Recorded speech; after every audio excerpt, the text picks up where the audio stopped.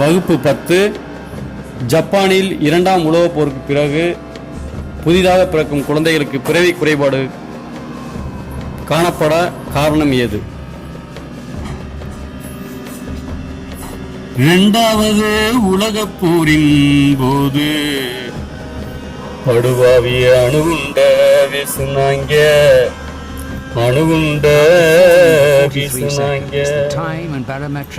அதிக கதிர்வீச்சின் காரணமாக பிறக்கும் குழந்தைக்கு பிறவி குறைபாடு காணப்பட்டது.